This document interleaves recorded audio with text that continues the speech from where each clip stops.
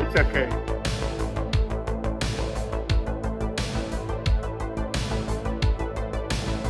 It's going to be amazing.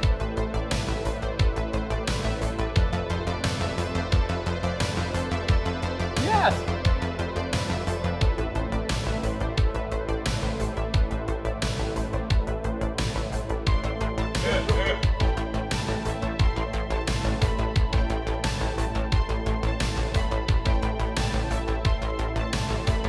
It's going to be amazing.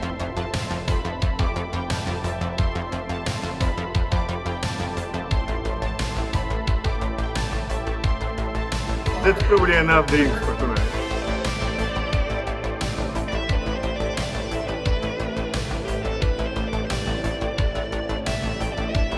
That's so cool.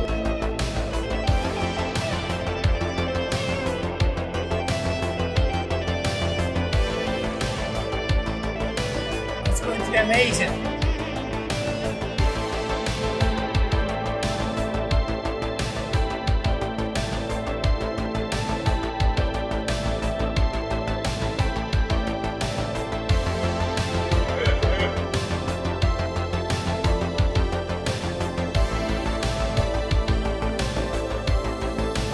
It's going to be amazing.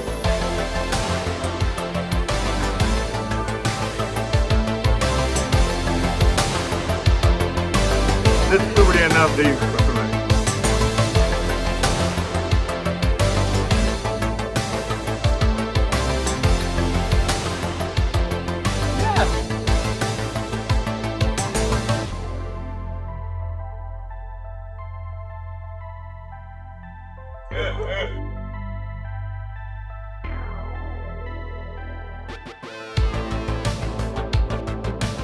That's so cool.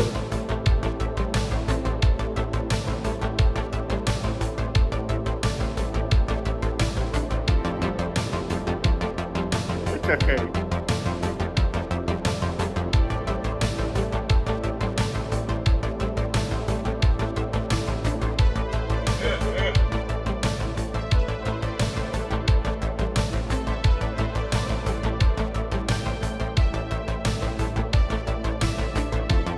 It's okay.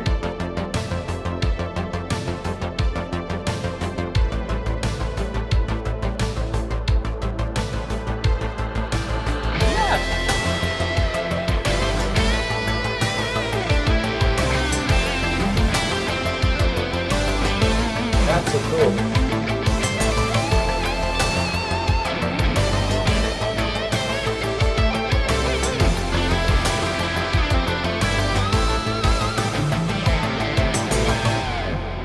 That's probably enough drinks for tonight.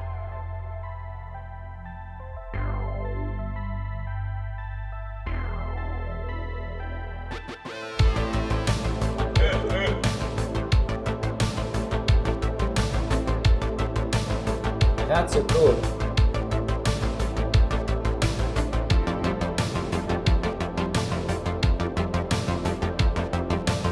It's okay.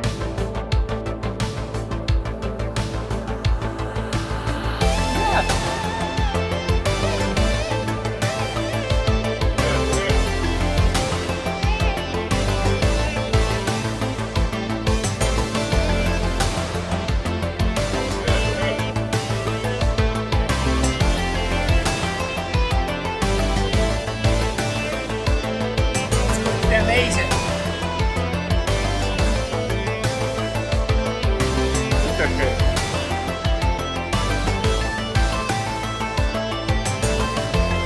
Yes.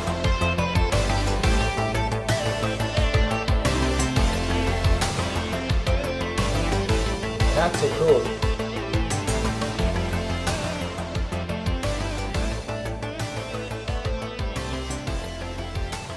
That's probably enough drinks for tonight.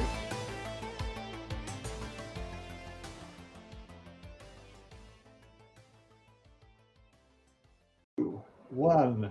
And here we are. Good morning, good afternoon, good evening, good whatever you are. I'm Dave Stokes. I am the technology manager for Percona. And with me today is Charly Batista. got to forgive me. I'm babysitting the neighbor's dogs. My dogs tend to be a little bit bigger.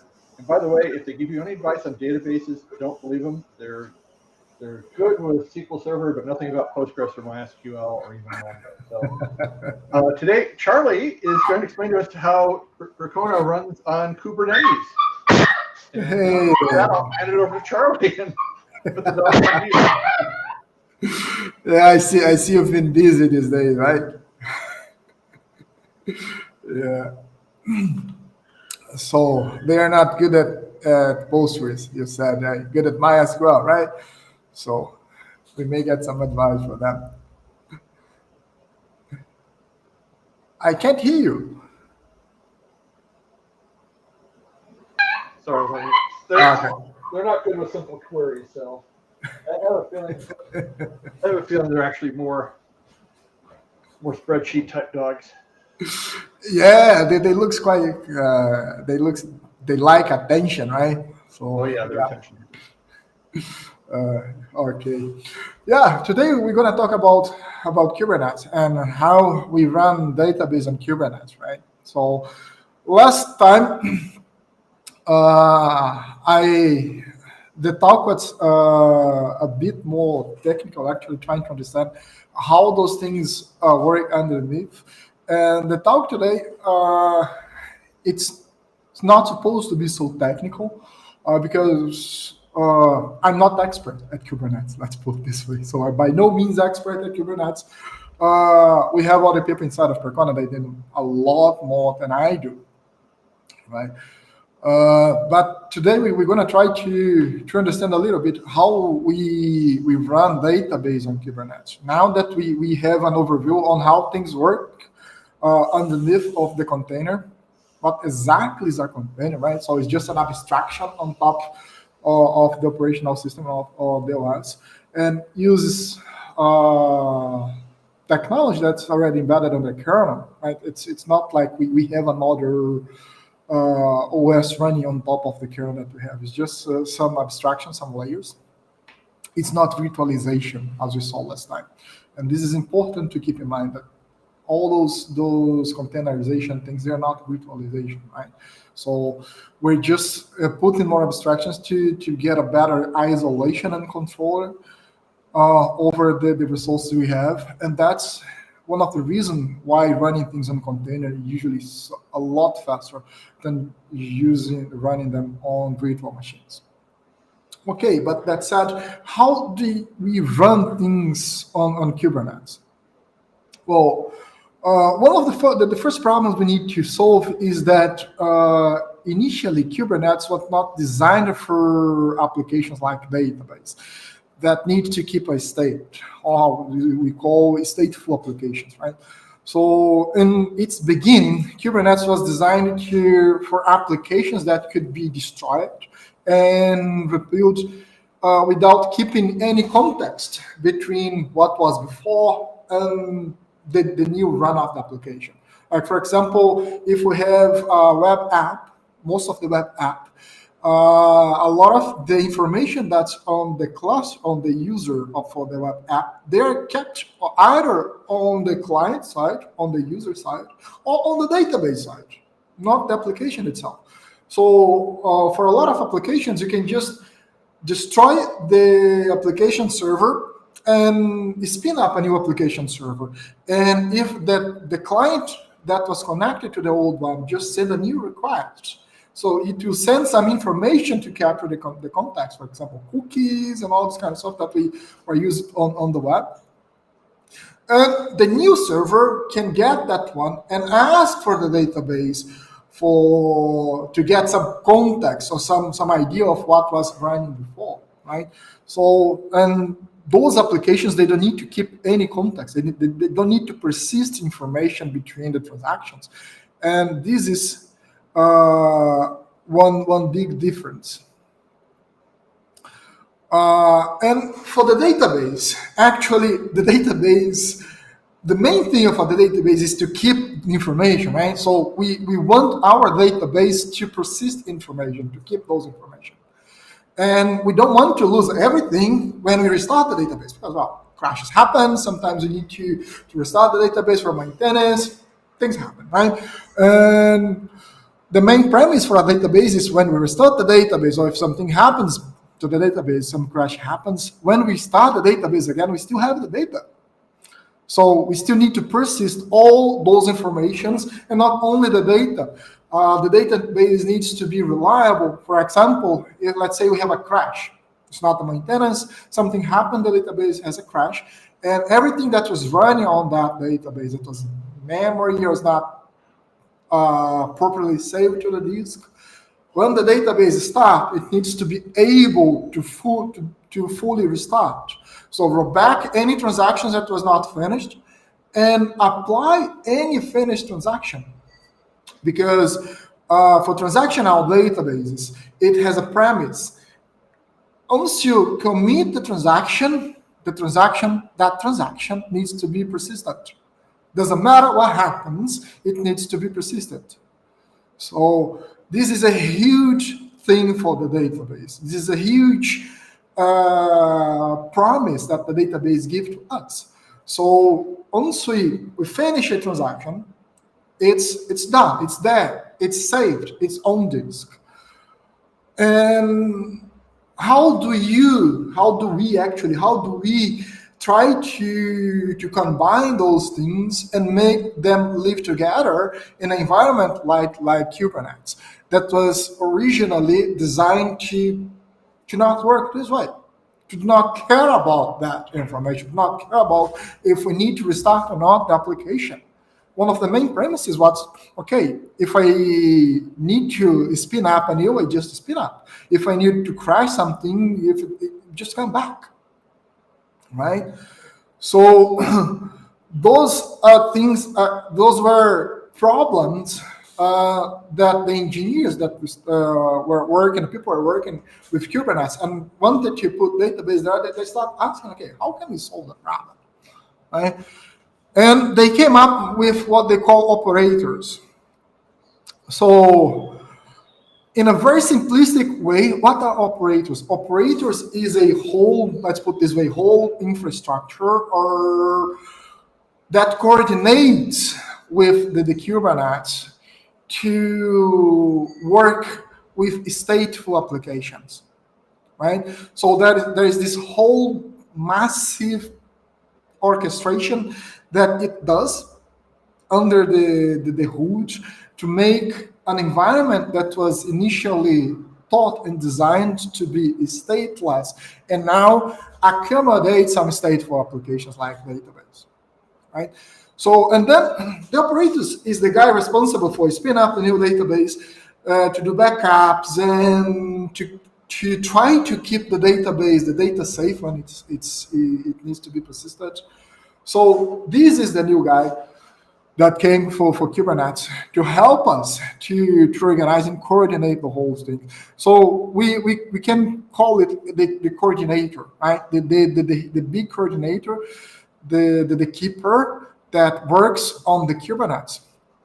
So we can now start working with those stateful applications. And this is one thing that we have. Right, so most of the companies, if not all of them, that work with the database, now when they are moving to Kubernetes, they are building their operators. They are building some operators to help coordinating their database to be deployed on a Kubernetes ecosystem. And we at Percona, we did the same. Right? We have operators for MySQL, we have operators for MongoDB, and we have an operator for Postgres. So, and the one we're going to talk today, of course, is the operators for Postgres. Let me share my screen here. So, okay, so you see myself, and I see myself, right? So what I'm going to do here is, so this is our main, the point, the first point, main starting point, when we start working with the operators for Postgres. So what I'm going to do today, as I said, today is not going to be so technical, especially because, well, I don't have that much knowledge about Kubernetes. I mean, the operation, so I'm not going to install the Kubernetes here. I'm not going to set up those things. That's not the thing. What we're going to do here today, I'm going to use a Kubernetes from Google. So I'm using here the GKE Kubernetes. So I'm going to deploy the Percona operators here, and we'll see how easy and fast it is to deploy a cluster of database using the operators, right? So that's the main thing. And there's a lot of things that we can cover and we go on. So it's a huge discussion when things comes to Kubernetes. That's really a plethora of things that we need to learn and work and things. So sometimes things get a little mess and complicated, especially for troubleshooting. And that's why it was so important to understand how things work under the hood, like we did the last talk for the containers, right? So today the focus is just to take a look at operators, to see how works, what we need to do to deploy a cluster. We here going to deploy a cluster with 3 nodes, so 1 primary and 2 replicas, and we'll look around to see what it does, to see that we can connect to the database, how the basic main operations for the Percona operators, right? So this is the documentation. So if when we come here, we'll see that we have the requirements. We have a quick start guide. This is the one we're going to use for today. We're going to use this quick start guide because we're going to use the GKE, and that's the main thing. And yeah, that's it. So the requirements here, it will tell us basically what are supported by our operators, by Percona operators, right? At the moment, what is officially supported, the platforms, we have the GKE, the Google platform, the AWS, and the OpenShift container. And of course, we can also have our own cluster to build the operators, right? To build a cluster, it's a quite tedious and really prone to fail operation. I did that a couple of times. All the times that I tried to build my own cluster here, I failed, and that's why I'm using the Kubernetes today, because I wanted to use something that works. I tried to build a new one from scratch here, just a cluster with 3 or 4 nodes. And if that works, I'll try to replicate, and I record a video so we can walk through the whole story, how we build the cluster, the Kubernetes cluster, how we install the operators and everything. But yeah, my attempts here, they failed miserably. So, and I wanted to bring something that works today. Right, so a bit about the design, the architecture here. As I said, the operators is the coordinator of things, right? So there is this huge API on Kubernetes that's exposed a lot of operations that can be done by the operators. And the ones that we will care today is we're going to deploy our operators, and we'll use it to connect to Postgres. And if you have time, we might use it to do one backup and recover the backup. But it's not. We will at least go through the documentation. So what we're going to have on our cluster for our operators, the Percona operators. I said we have a cluster with 1 primary and 2 replicas, right? And we also have some sidecars containers that help with the maintenance of the cluster. For example, as we can see here, we have the PG bouncer for connection pooling. So we have the PG bouncer in front of our cluster here to have this connection pooling. And we also have the PG backrest to help coordinate with backups. So when we deploy, and we'll see those, when we deploy our operators here, they all come together, and they are already installed with the operators here. So Sorry, my mobile put it on mute here. I don't want to disturb. Yeah, and we get all of this here, and the steps are pretty easy. Here we are not going through all this documentation. You guys can go through that. So it explains what is there. So a little bit what are pods and those things. So inside of Kubernetes, and as the main topic today is not to explain Kubernetes, but actually to have at least a cluster installed and just going into the cluster, do some operations. So I'm not going to discuss all those things here. And to make things faster, instead of just going through here, I could just copy and paste those things here.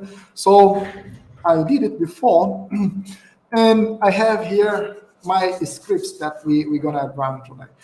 So if we go here, all the documentation, this is the documentation for GKE. It will tell you that you need to have an account, of course. We need to connect your account. We need to install the kubectl things. I've done those things here. So, and then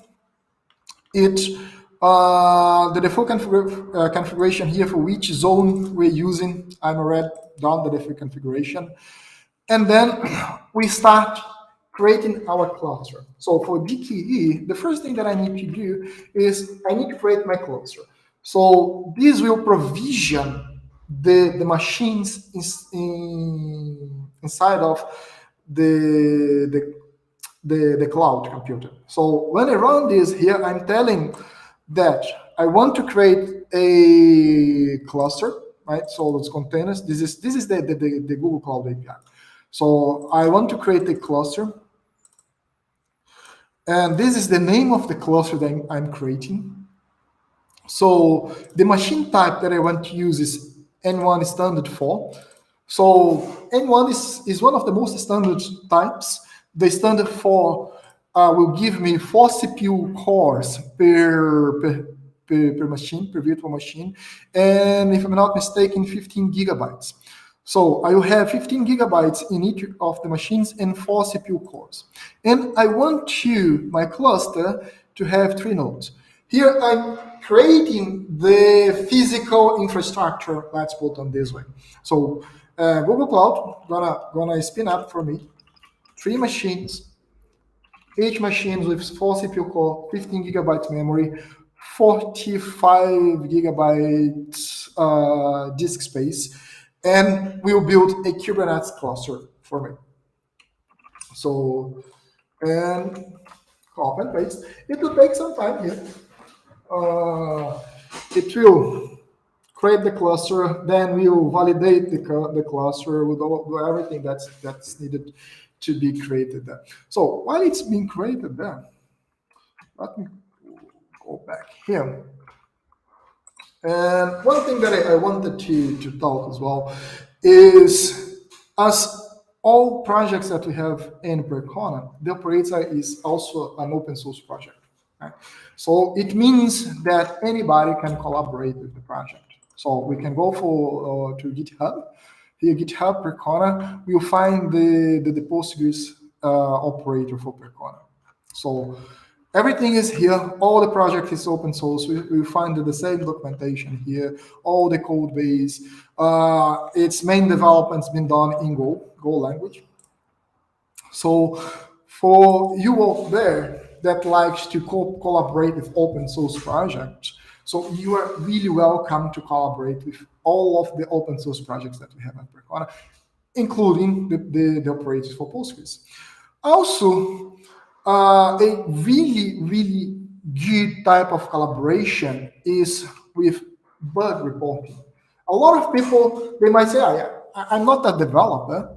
I don't know how to do those things, or I don't like to do those things, or it doesn't matter the reason. So I don't want to develop.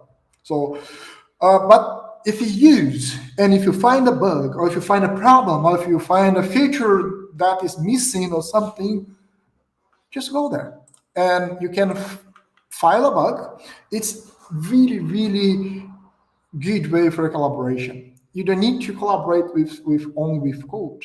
Filing bugs, filing feature requests, or something that's missing, or something that's not working as expected, as supposed to be. This is a huge way of collaboration as well, and always welcomed. And doesn't matter, like sometimes you see something that's tiny on your perspective, is really tiny, but maybe that the tiny problem that you see there is causing troubles for thousands of other people that are using them. And that tiny collaboration that sometimes you think it's a tiny collaboration might be a huge improvement for an open source software, right? In open source, there is no tiny collaborations. All collaborations are very valuable. Everything we take in consideration, everything like we take or we listen to people because we really want to improve the software. And we believe that improving those, we also improving the community, like making the community stronger and huger when the product is better, right? So this is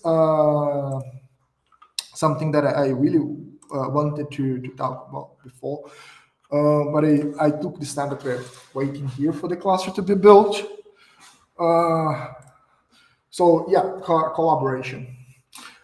And well, we are almost there. So the cluster was created. Now it's doing a health check. So checking if the master of the prime is healthy. Well, they usually are. I don't see any problem for not be healthy. We'll see. We'll see. While we still waiting for them, I was expecting to be a bit better. So I'm going to use here the Percona operators. There are many other operators for Postgres out there, and not only for Postgres. There are operators for MySQL, for MongoDB, for other databases that come up on my mind now. Even for some proprietary ones, you can find operators out there, and they are really easy to deploy. But you see that there we have some YAML files here.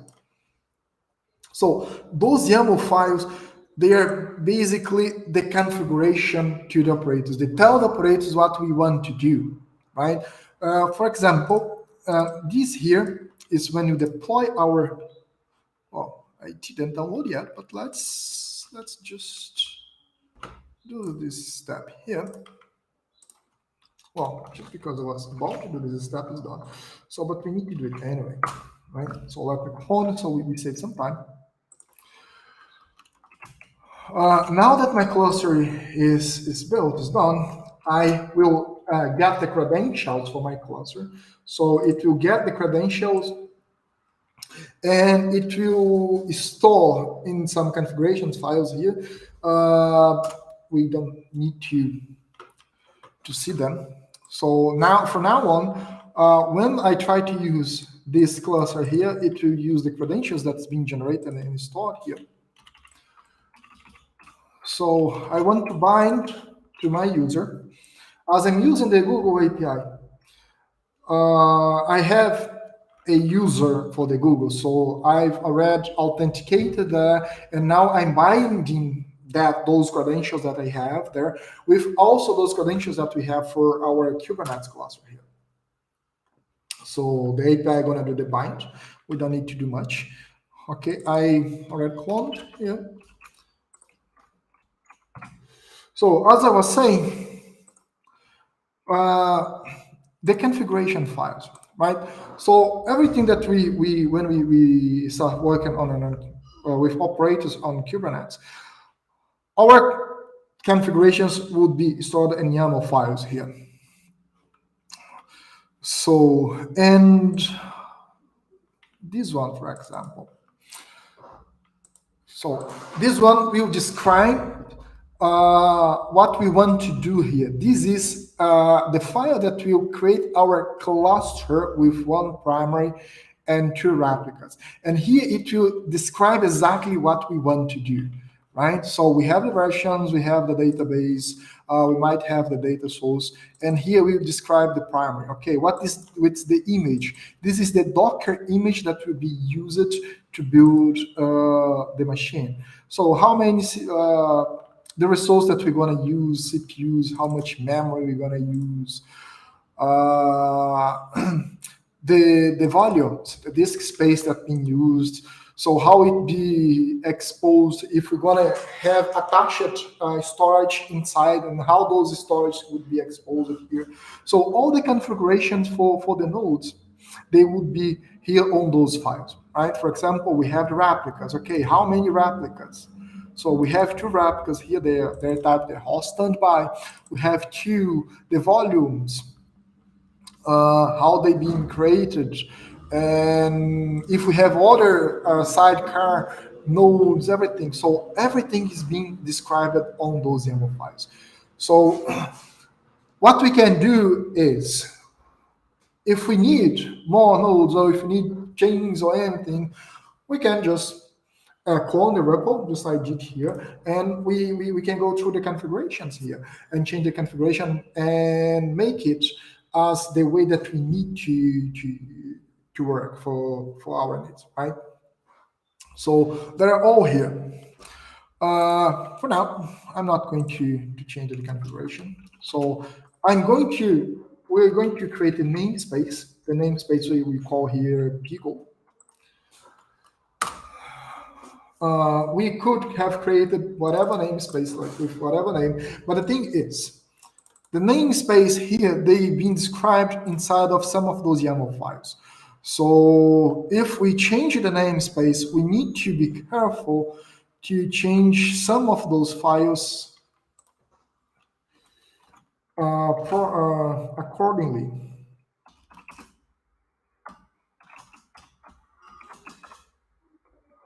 As we see here, some of those files, they use, those that I want to check.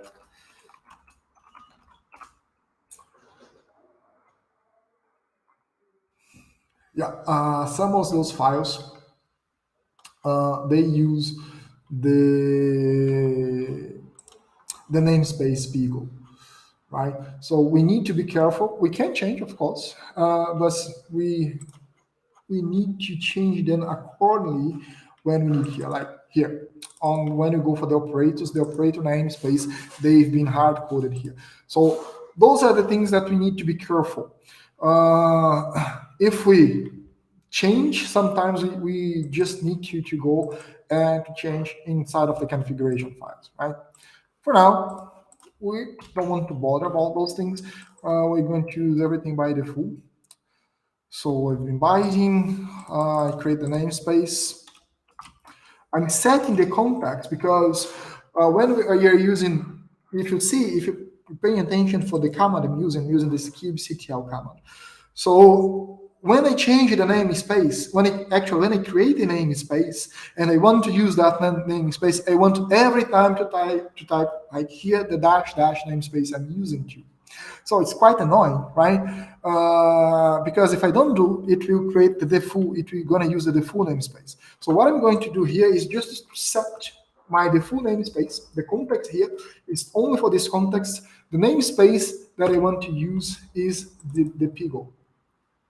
So, and from now on, I don't need to type the dash namespace, so I don't need to tell the kubectl anymore that I want to run on the Pigo namespace, because, well, it knows.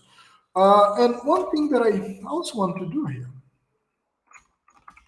is I want to run this command here, get pods, because what are the pods? Pods are the machines, let's put them this way, that Kubernetes creates. Every time that we create something or an instance inside of Kubernetes, it will call it a pod. It's not the best way to describe it. It's very simplistic. It's like an instance of something, a virtual machine inside of Kubernetes, right? Or a container inside of Kubernetes, like in a very simplistic way. So at the moment, we don't have any, as we see here, no resource found. in the Pigo namespace. And now we're going to start deploying the thing. The first thing we need to deploy is the operator itself. So the whole infrastructure, the whole things, it needs to deploy inside of the Kubernetes, right? So, and I'm going to deploy here. This is the operators that we're using here. I'm going to deploy the operators. And as you see here, so yeah, it started. See, it's gonna create its own container inside of the cluster. And this would be the guy responsible of taking care of everything. This is the operator. And after deploying the operator, now we need to deploy our cluster. We need to create our cluster here. This is when, remember that one that we saw, they create the primary, the replica, the bouncer, backrest, and all this kind of stuff. Yeah, this is the guy here. So if everything goes fine, yeah, we didn't see any error message. Nope, I saw an error message here. Okay. Oh. Yeah, that's on one thing on purpose, because we're still waiting for this last guy here to be created. So sometimes it takes a little while for us to for the cluster to create all the resources. And some resources, they have dependencies. Like, for example, for me to create the cluster using the operator, I need to wait for this operator cluster to be created here, right? So theoretically, if I run it now, it should be able to work, because the one that we are waiting for, the dependency that we are waiting for, is being created. And that's what happened here. Now we don't have any error message anymore, right? So, and now this is when the magic starts. So the first thing is being created here is the PG backrest. So it has a shared repo. So inside of our operators, we have a shared disk space repo that is controlled by this guy here from the PG backrest. All the backups that you created, they by default will be stored here. So we can access this machine. We'll do it later. And we can check the files and folders and everything. So every time that we create a backup, by default, if we don't change our configurations here, those YAML files, by default, they will be stored somewhere here inside of this shared repo, right? And I should have now a primary cluster, a primary node, like for this guy here, it's a primary node. And we can access them. Just like when we do for Docker, we can use the kubectl command. Kubectl exec-it, the name of the node we want to access. And I'm gonna run the bin bash here inside. Oops, yeah, I have typo. And this should be my primary node. So if I do a PSQL here, I should be able to connect to my database. This is my primary node inside of the database, right? So the other nodes they've been created here. As we see, we have PG bouncers and we have replicas.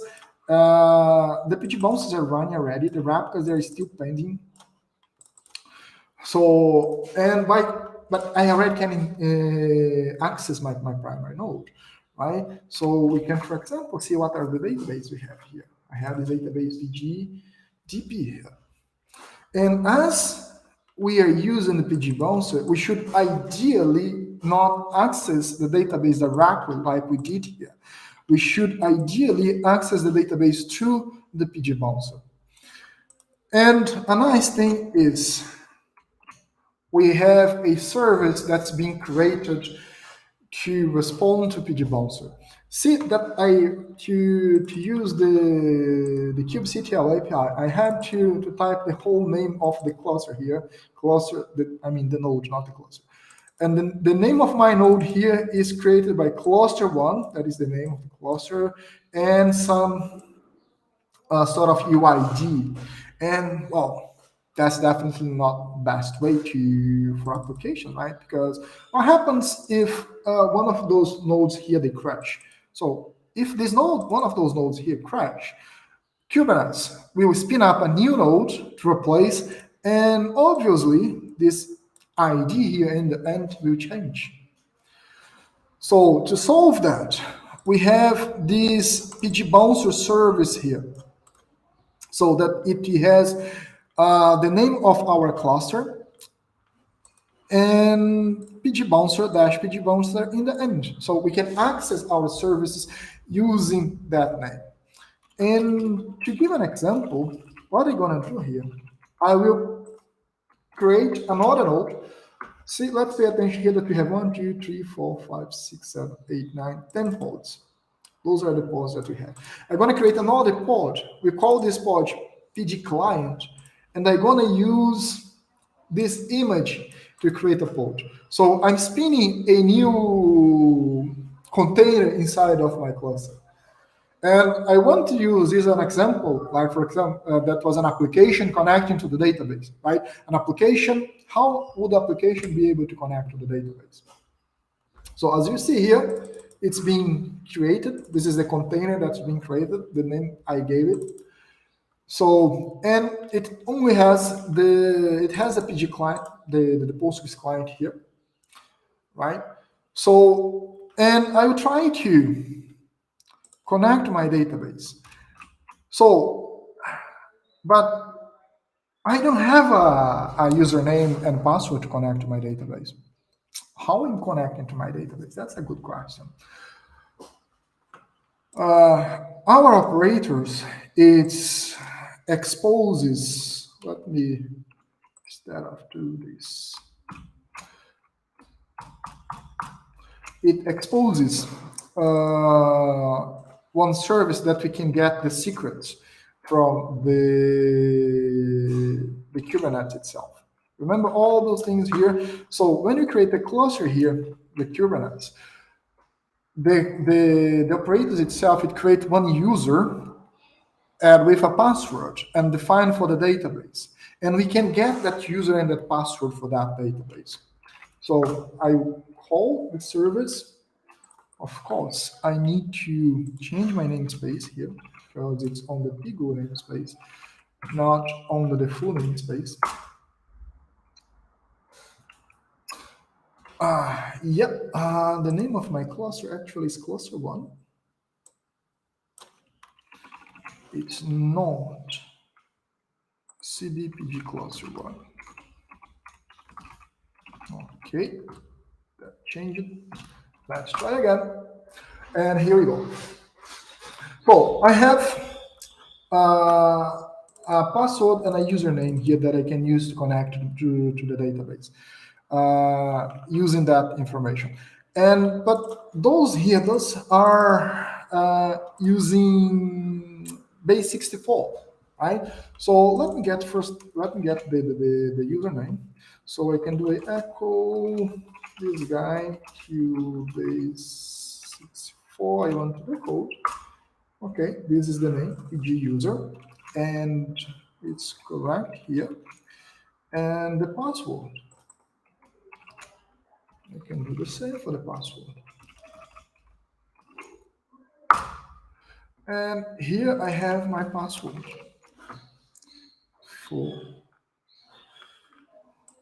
Let me replace here. This is the password. So I now can use this information from inside here and connect to my database. Well, that's going to fail because the name is wrong here. I need to use the cluster1. This is the name of my cluster, PG-Bouncer. Right? So, okay, if everything goes well, I should be able to connect to my database. But now I'm connecting to my database using PG-Bouncer. I'm not connecting to the database directly to the database anymore. And how can we validate this information? Okay, let me just get the ports here because I want to connect directly to the database.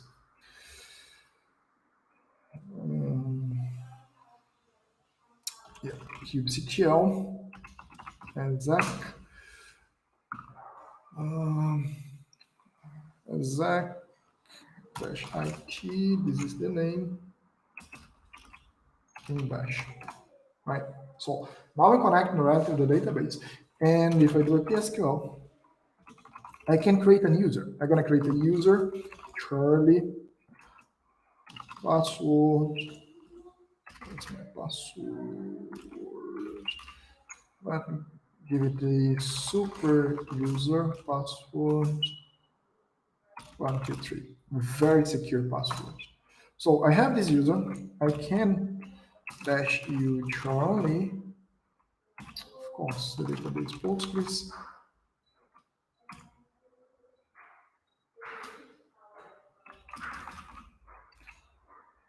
Of course, this is should be dash age and the name of my node. 1, 2, 3. Okay, I can connect, and I can also. This is because I don't have an entry for the local connection, so I need to use a TCP IP. But I can also use 127, right? So because I'm inside of 127.0.0.1, inside of this very same box. So I can connect here. This is the primary node. However, okay, I don't have this here. If I do the same, PSQL, oops, not this one. I won't be able to use here the user Charly, even though I type the right password. Because I don't have that entry on PG Bouncer. I don't have any user Charly defined in my PG Bouncer here. So it won't let me connect that, right? I need to go to my PG Bouncer and change the configuration and add something, right? And this is a good thing. So we should not allow directly connections to our database. All the connection here should be through the PG Bouncer. And of course, the users on the PG Bouncer. One thing that we need to pay close attention is this user here, this PG user, has really limited privileges. So let me see if we are able to create database using this user here. No, we are not able to create database because, as I said, this user here has some limited privileges. And by default, it's the owner of this database here. Not the owner, but it has a privilege, at least create table. Let's just make sure. Table T1 ID integer. Okay, that should be enough. Yeah, it has privilege to change this database schema here. And yeah, here we have a cluster installed. We can access our cluster using PG Bouncer. This guy here, this name here, is accessible inside of this cluster. The Kubernetes cluster, it has its own DNS provider. So all these names and everything here, it's accessible here. So our application running on the same cluster here, they will be able to access the database using this name in here. And the good thing is, if any of those nodes, they crash, and we have a few nodes here.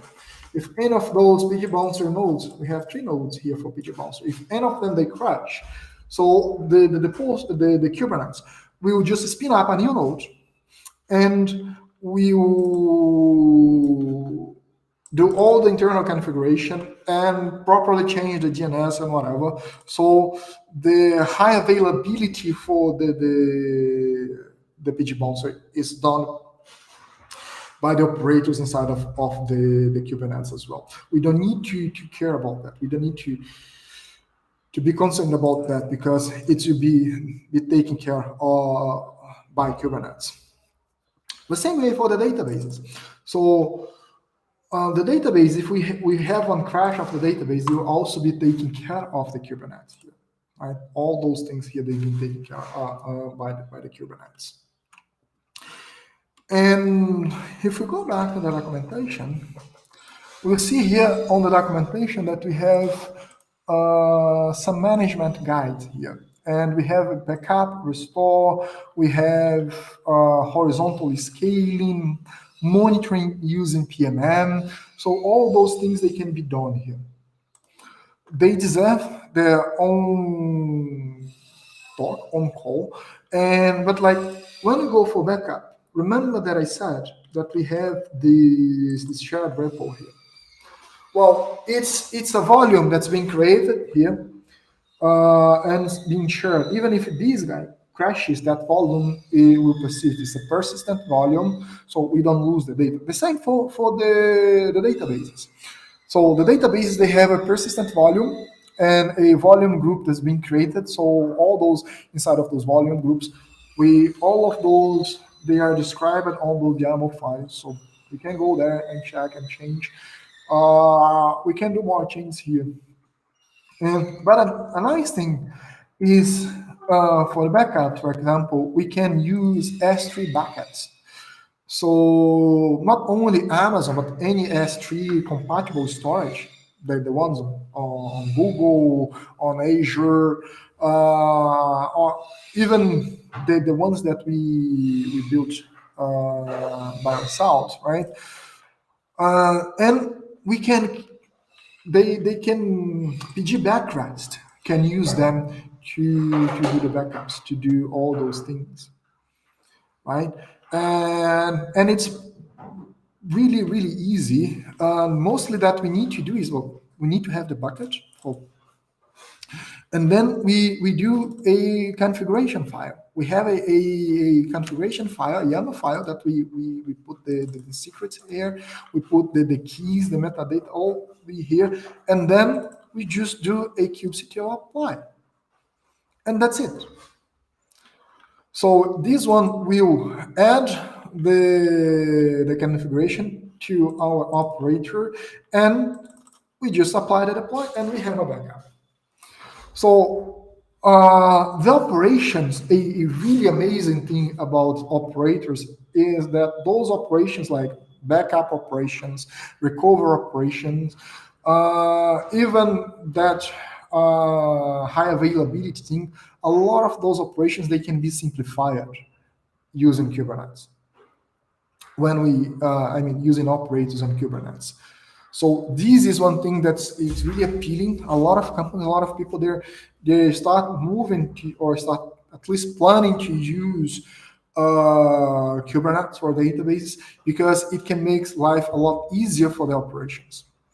For the other hand, things are not so easy when we need to troubleshoot, because now we have a lot more layers on top of what we usually do, right? For example, on this cluster here, remember, I built the cluster with 3 machines.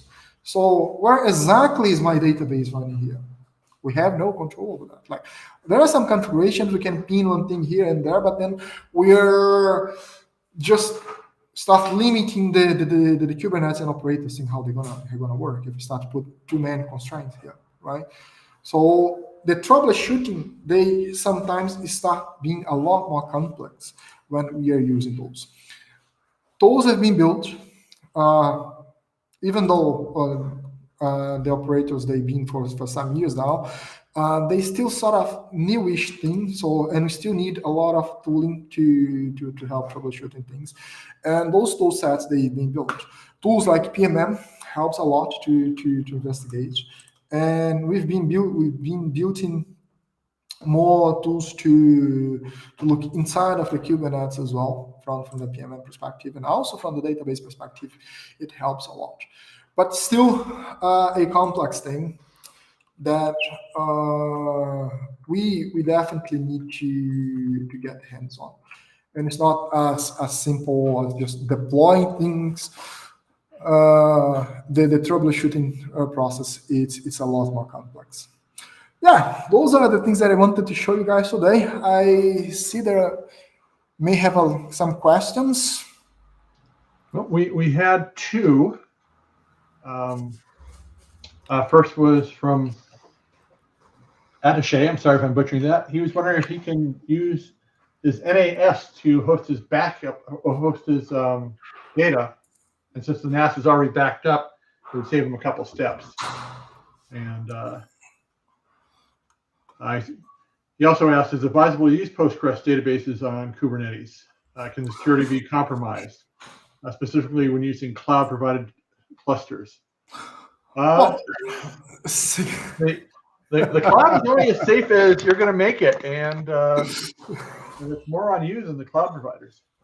Yeah, like exactly. When you talk about security, and if you do not trust the provider, so it's not safe, right? You don't trust it, right? So if you're moving to the cloud, it doesn't matter if you're Kubernetes or if normal virtual machines. So it's on cloud, right? If you don't trust the cloud, I think like the technology you're using, it doesn't matter.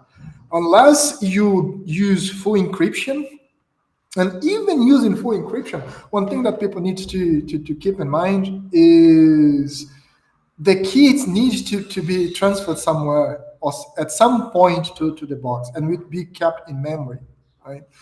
So if you don't trust your cloud, they can, for example, have a memory dump and get your key and then decrypt everything, right?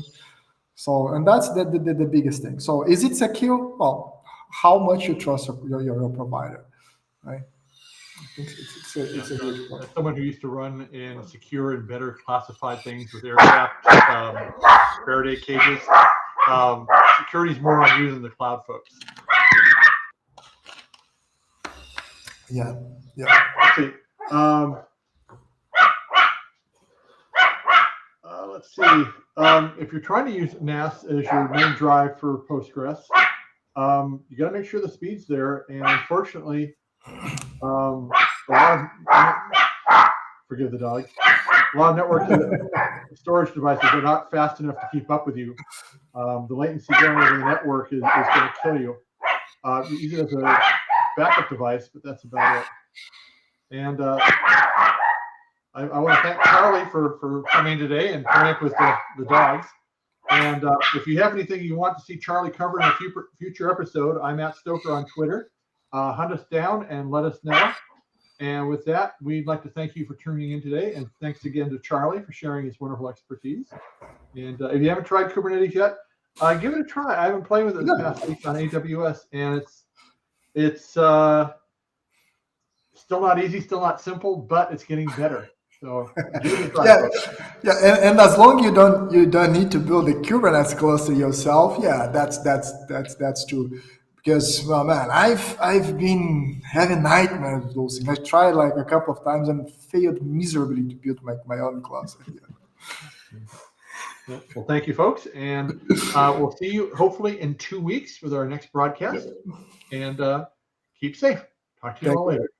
Yeah, thanks.